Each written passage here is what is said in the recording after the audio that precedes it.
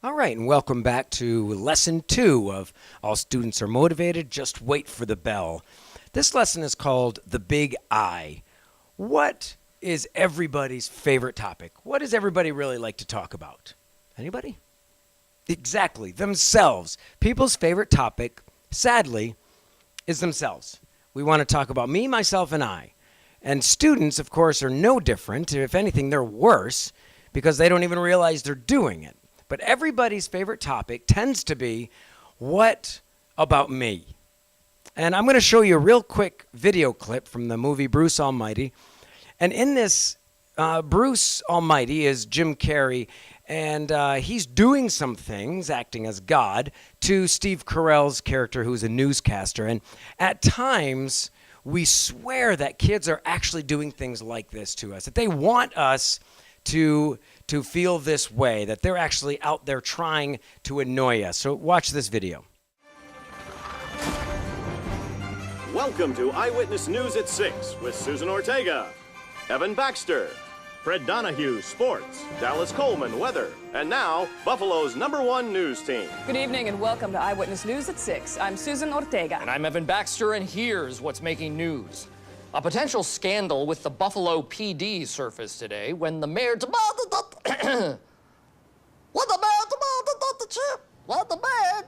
the chief of police as a response to allegations.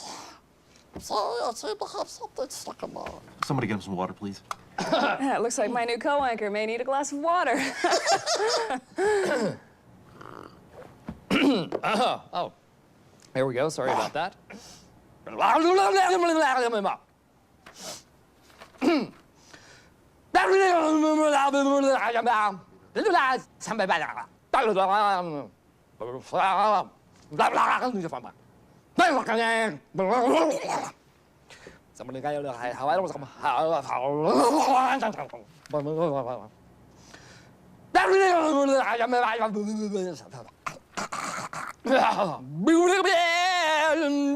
caca poo poo.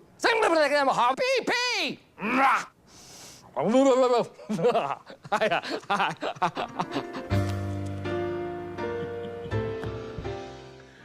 Does that ever feel like you in the classroom? Do you ever feel like kids are just waiting to annoy you, as if they think, I'm going to really tick off Mr. Smith?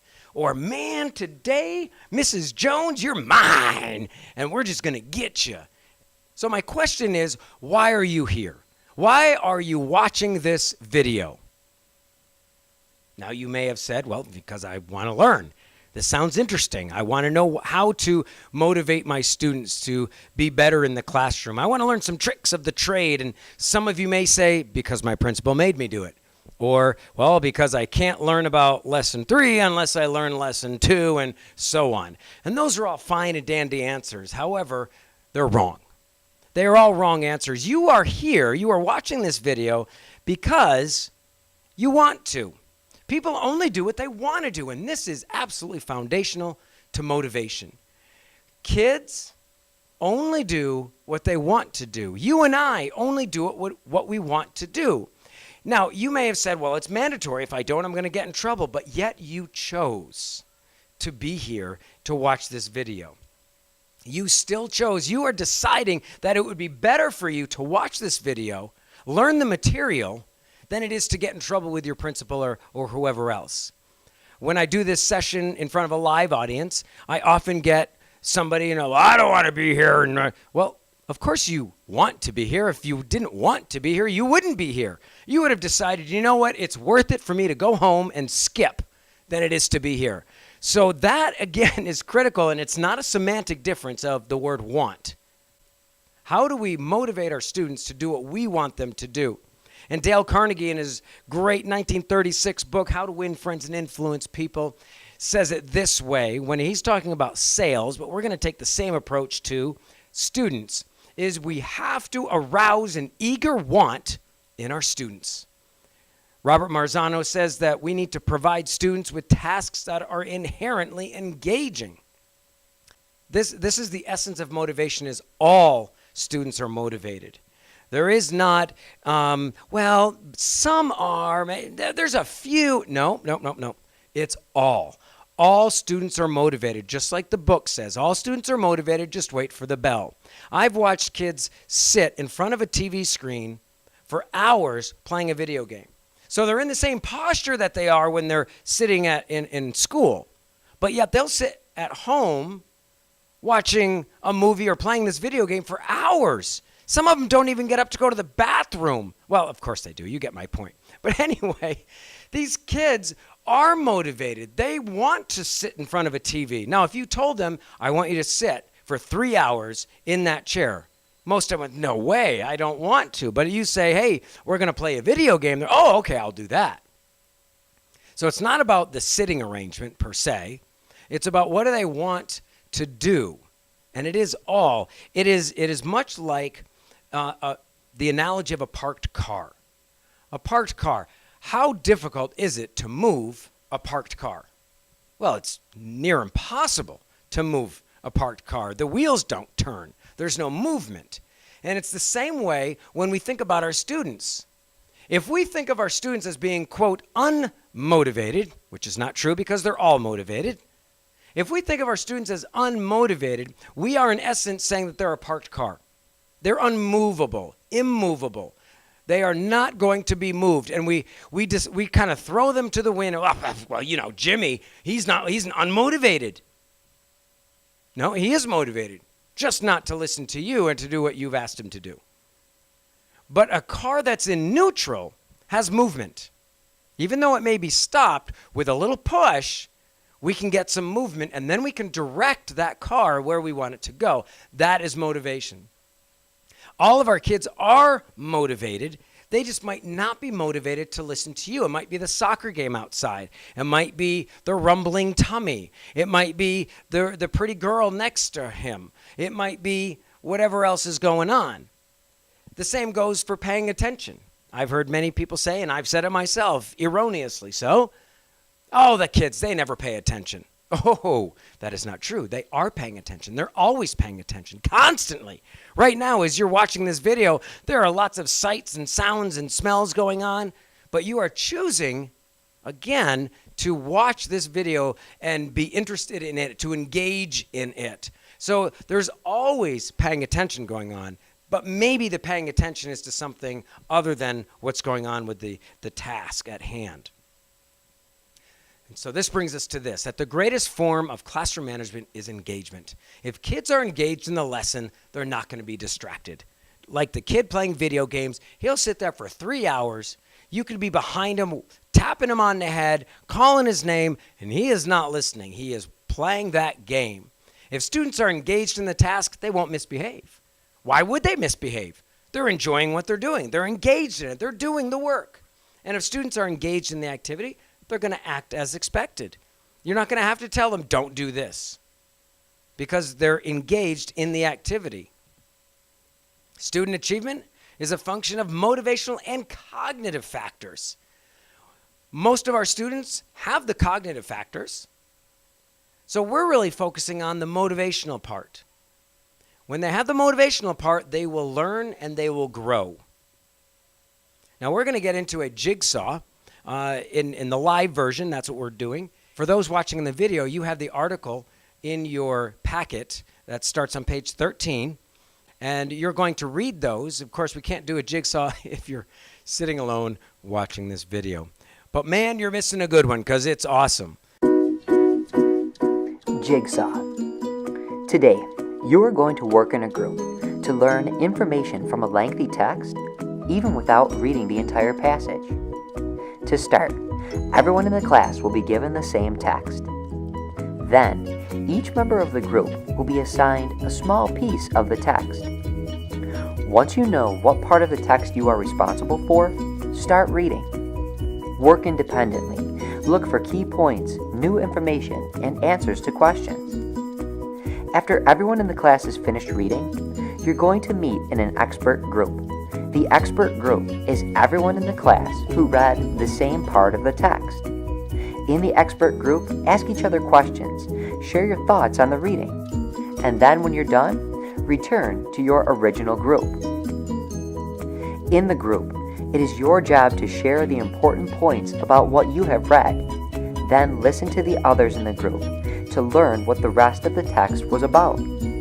As a group, make sure everyone knows everything about the text, because at the end of the activity, your teacher will assess your understanding of the entire text. Jigsaw. Now, we did it live, and it takes about 20 minutes, but we did it fairly quickly just to show the mechanics of the jigsaw. In a classroom setting, this can easily take the full period, and it's well worth it. Other ways to engage students. One is simply random calling. Call on the kids randomly. I personally like having the kids' names on index cards. On one side is an index card. On one side of the index card is their name, and on the other side are a list of questions about them. Things like, what are you most concerned about in this class? What are you most expecting in this class? What do you want to do when you grow up? Things like that.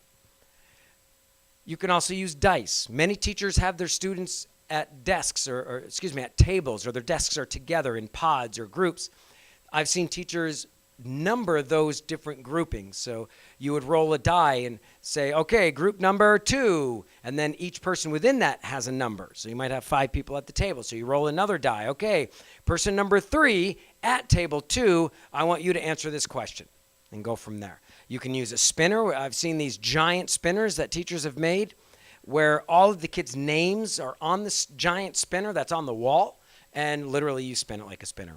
Names in a hat I've seen, popsicle sticks, kids' names on popsicle sticks in a jar, all sorts of different ways. Class Dojo has a randomizer attached to it. Again, I personally like to use the cards themselves. And the reason is that the randomizer, the randomizer becomes the bad guy. Many times our kids feel like we pick on them. So, and I know at times it is so difficult when you see little Jimmy over there and he's absolutely not paying attention and you are just ticked off. So you might call on him anyway. Jimmy, what's the answer to number 3? And of course, he knows he's busted. You know he's busted. Everybody in the class knows he's busted. But what does it prove? What does it serve? Little Jimmy now is upset. He's angry. He is not going to pay attention again. That did not motivate him. If anything, he now doesn't like you. He thinks, and believes rightly so in this case, that you don't like him. And you may have just been upset, and you were rightly so to be upset there. But it did not motivate him. Next time, he's still not going to pay attention necessarily. If anything, he's just going to be like, well, you're a weenie. So the randomizer becomes the bad guy. So every student in the randomizer gets chosen. Again, this is why I like the index cards, because they are physical representations with the kids' names on them. So I can literally see physically with my hands who I have called on by putting them back in the deck or putting them in another pile on my desk. What tends to happen in a class is we choose the same kids over and over again. And while that's just obviously not a good idea, because then we're not hearing from the other kids. And you may have some kids, I've had them too, who are super shy, just painfully shy, and they don't want to get chosen. Well, you're going to have to get chosen. And there's ways that you can do it so that you're not embarrassing the student.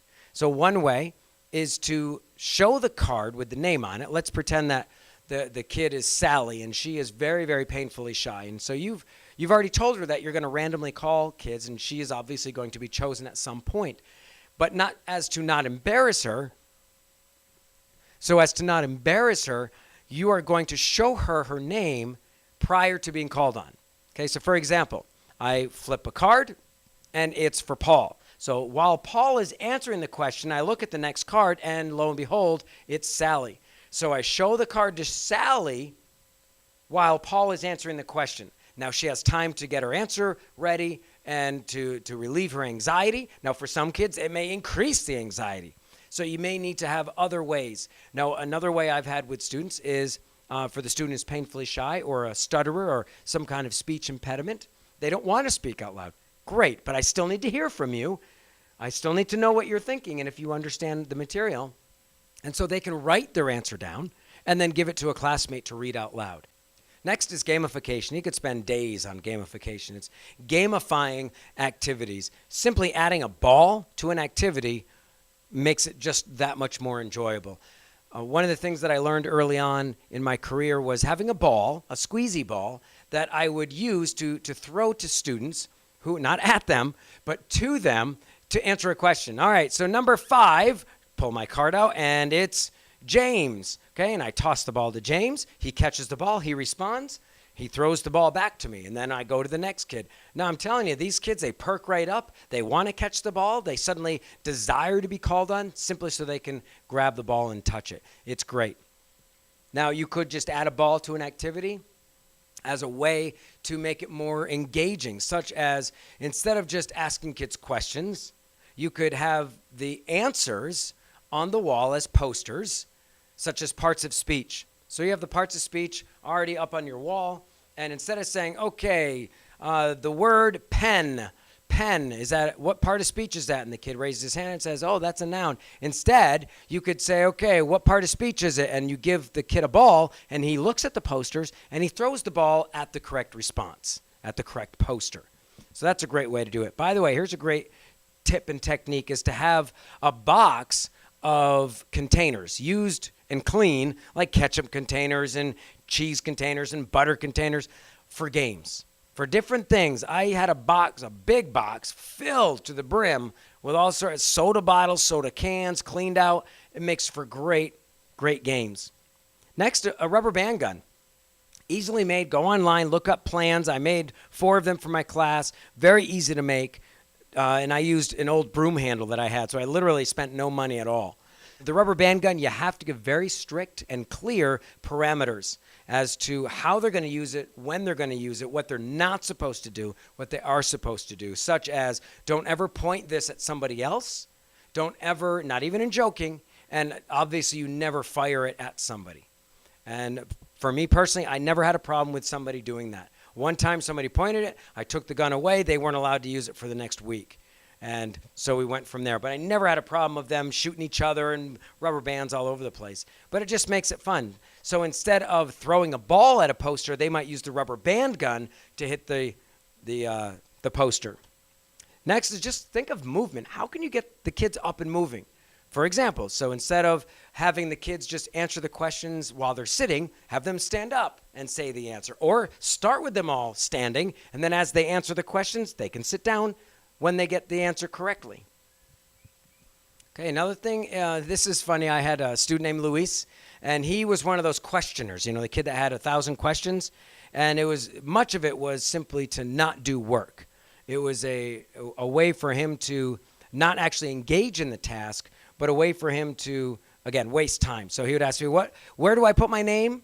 Do I put my name right here on the top of the paper? Can I use a pen or a pencil? Can I use red? How do I use a paper clip here, or can I staple it? Mister, I don't know what I'm doing. Now, some of the questions were valid. I'm confused as to what I'm doing here. Most of them were not. So I had a lot of the poker chips, and I gave him 3 poker chips, each one representing a question. So every day I'd give him the 3 chips, and he was allowed to ask me 3 questions. Each time he asked me a question, he would give me a chip. Now, the very first time I told him this deal, of course, he laughed and thought it was a joke, and then he went, Mister, I have a question. So I put out my hand to reach for the chip, and no, mister. Yep. So, no, okay, never mind, I'm not going to ask it. Great, what happened? He was able to determine and distinguish in his mind what's a valid question and what's one that he can answer himself. And another thing is to take existing games and simply modify them, such as Candyland. You can play state capitals with that. Chutes and Ladders. I saw a science teacher make it into a parts of the cell type of game. The idea here is to make a game out of the content. Make the game engaging and fun simply by gamifying it. And so I want you to right now write down how you would gamify these objectives. So take about 2 to 3 minutes. And how would you gamify SWABAD as students will be able to identify the parts of speech? So I gave you an example of the posters on the wall, and the kids throw the ball as they are given a word, and they have to tell me what part of speech it is.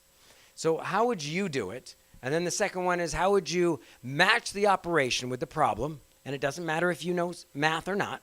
And the last one is, how would you get the kids to define the types of forces? Again, it doesn't matter if you're a science teacher or not. Okay, take about 5 minutes.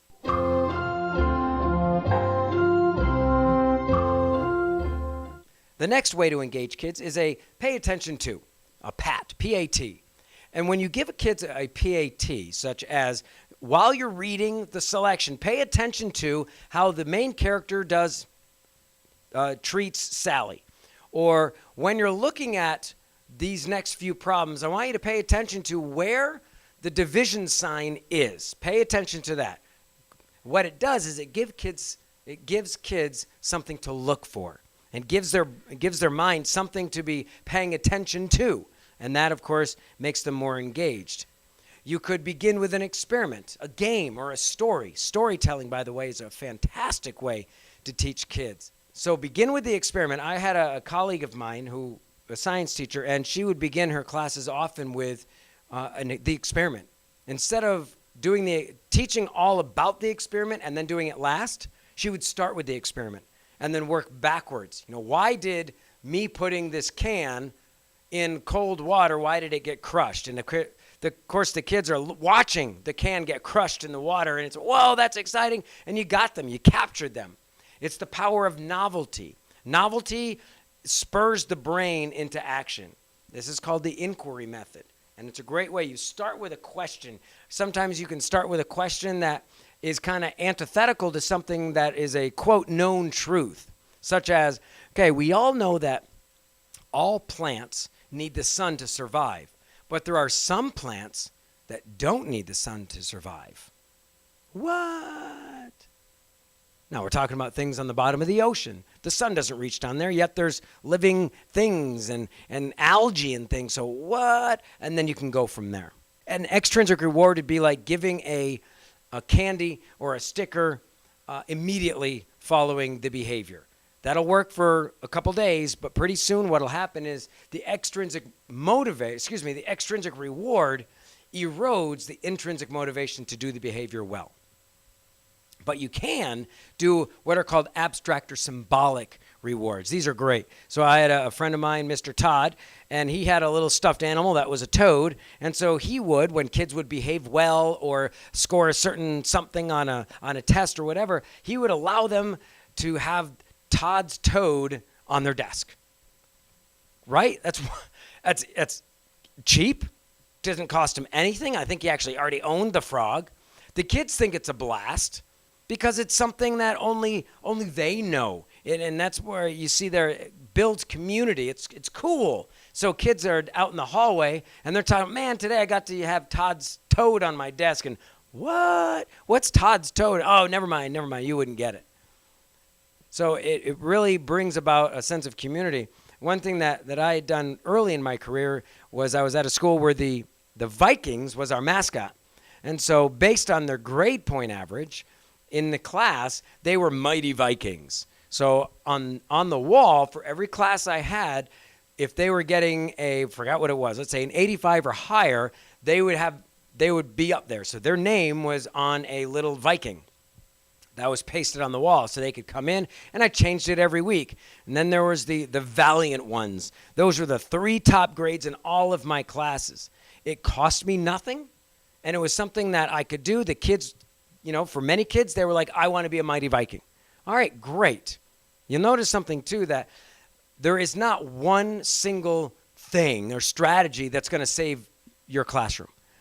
It's a matter of using lots of these. So you use an abstract reward, you use a randomizer, you gamify things, all of those things together, along with last week's strategies. You have a bag full of these strategies that you can use throughout the class. That's what's going to make it much, much better. And now to practice. So I'd like you to review the lessons for this coming week and determine one of the following here. What content would you use for the jigsaw? Or what activity or task could you gamify? Or what pay attention tos can you make? What abstract reward can you make for your class? All right, and thank you, and we'll see you for lesson 3.